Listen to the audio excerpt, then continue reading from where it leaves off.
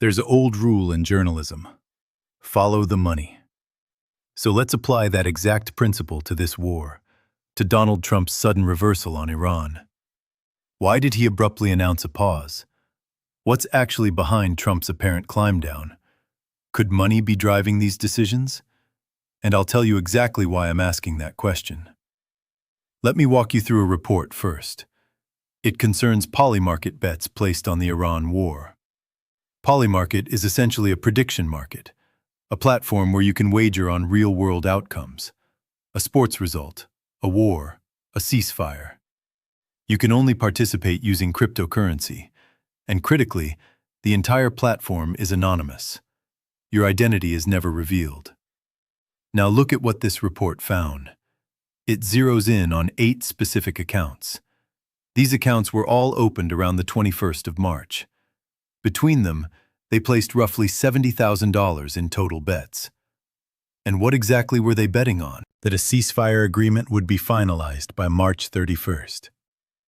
If that happens, these accounts are positioned to collect $820,000. They staked $70,000 to potentially walk away with $820,000. That is the wager on the table. Now, there are 2 significant red flags here. First, look at the timing. Every one of these accounts was created just last week. And what was happening last week? Trump was actively escalating the conflict with Iran.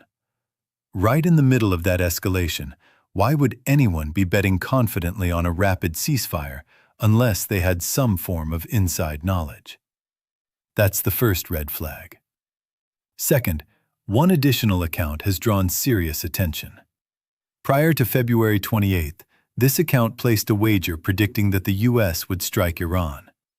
It said the attack was coming, and sure enough, Trump struck Iran. Now that very same account has placed a bet on a ceasefire at the precise moment Trump began signaling openness to negotiations. When you connect all of these dots, one unavoidable question surfaces. Is this insider trading? Are these individuals privy to Trump's decision-making before it becomes public? Several analysts say the answer is yes.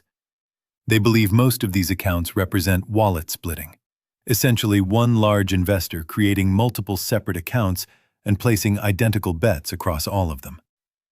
They appear to have advanced knowledge of what Trump is going to do next, so they position themselves accordingly and collect the profit. The question becomes, who is behind this? Who is this investor?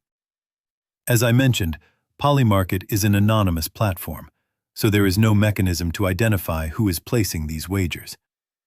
But we observed strikingly similar activity in the oil market as well. Take a look at this timeline. At 6:49 Eastern Time, 733 bets were placed, all of them predicting that oil prices would decline. 6:49 Eastern Time. This was at the New York Stock Exchange. Then, just 1 minute later, more than 2,000 bets were placed. Let me say that again.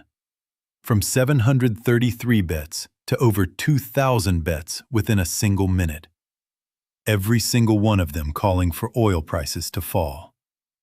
And then, minutes later, at 7:04 Eastern Time, Donald Trump posted a public message announcing that he would delay strikes on Iranian power plants. What happened immediately after? Oil prices collapsed. They dropped to nearly $84 per barrel.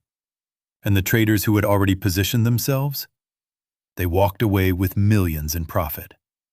Again, 2 significant red flags. For one, we observed the exact same pattern across other oil benchmarks.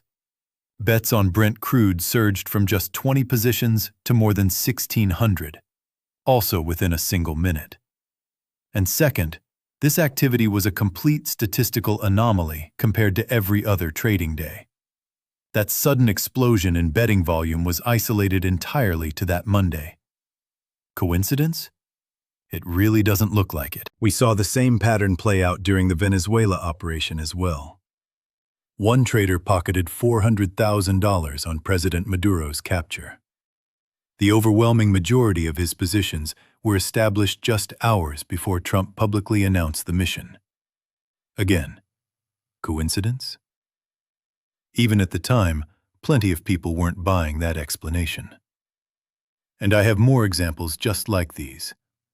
Let's go back to April of last year. That's when Trump unveiled his sweeping global tariffs. 1 week before that announcement, a trade official liquidated nearly $30,000 worth of stock holdings. 2 days before the tariffs dropped, a State Department official sold $50,000 in stocks and then immediately turned around and bet $50,000 on the markets going down. As we all know, the markets did fall.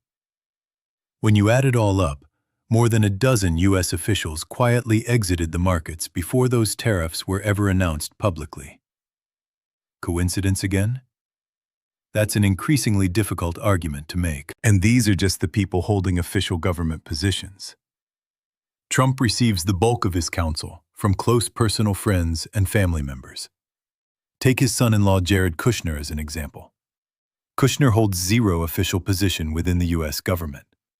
Yet simultaneously, he is actively operating his own private investment firm called Affinity Partners. 99% of their managed assets originate from Gulf states, Saudi Arabia, Qatar, and the UAE. That is where Kushner conducts his business. And yet, this same Kushner is currently leading ceasefire negotiations for the West Asia conflict. Do you see the conflict of interest sitting right there in plain sight? This has been a defining characteristic of Trump's presidency. Both Trump and Steve Witkoff have ownership stakes in a crypto company. On paper, neither of them directly controls it. It operates under family management. But their policy decisions have directly enriched that same company. At best, this is a glaring conflict of interest. At worst, it is straightforward corruption. And yet, somehow, it barely registers a reaction. All of these allegations demand a serious, thorough investigation. Only through that process can we identify who these anonymous Polymarket traders actually are. But the money trail doesn't stop there. 2 additional groups are also generating enormous wealth from this conflict. The first is the defense industry.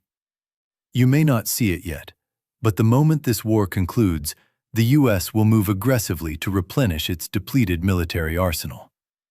On top of that, production of specific systems, THAAD missiles, Patriot missiles, will almost certainly be expanded significantly. All of that translates into a massive financial windfall for defense contractors. Trump is pushing for a $1.5 trillion U.S. military budget. A substantial portion of that money flows directly to weapons manufacturers. That's the first group. The second is the energy sector. The United States is the world's largest producer of oil and natural gas, and the current state of affairs benefits American energy companies enormously. Gulf oil and gas remains bottlenecked inside the Persian Gulf.